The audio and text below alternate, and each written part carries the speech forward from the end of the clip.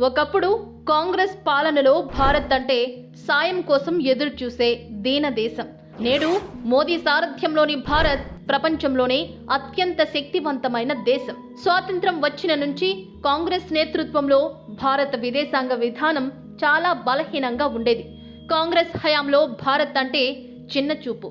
ప్రపంచ దేశాలు ఆధిపత్యం చెలాయించేవి. భారత్కు ఇతర దేశాలతో సరైన స్నేహ సంబంధాలు కూడా ఉండేవి కావు.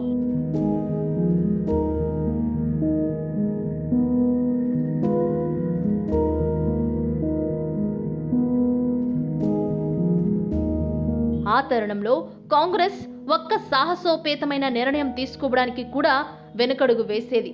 కాంగ్రెస్ అధికారంలో కేవలం తీసుకోవడమే మాత్రమే తెలిసిన భారత్ నేడు ప్రపంచ దేశాలకు ఆపన్న హస్తంగా నిలిచింది. India embraced a holistic and outward-looking vaccine diplomacy strategy.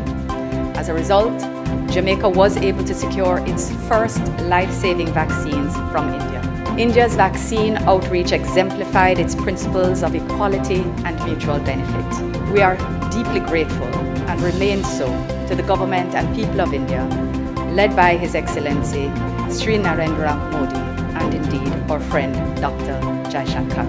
When we assess India's development post-independence, we can see that India has been fit for purpose at every stage of its development. Small countries like Guyana would have benefited immensely from India's growth trajectory because India has always been an economy that focused on human development. 2014లో Modi సర్కార్ వచ్చిన తర్వాతే భారత విదేశాంగ విధానంలో మంచి రోజులు వచ్చాయి. ప్రస్తుతం భారత్ అమెరికాతోనూ, దాని శత్రు దేశమైన రష్యాతోనూ, ఇజ్రాయెల్, అరబ్ దేశాలతోనూ మైత్రి ఏర్పరచుకుంది.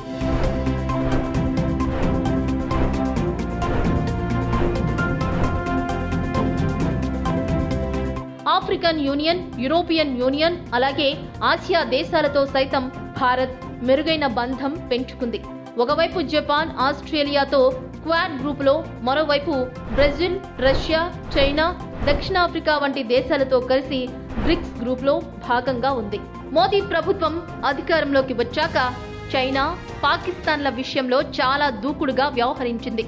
పాకిస్తాన్ ఉగ్రదాడులకు సర్జికల్ స్ట్రైక్స్ తో సమాధానమైన, చైనా ఆక్రమణలకు ధీటుగా జవాబైనా అది మోదీ సారథ్యంలోని వచ్చిన తెగువే.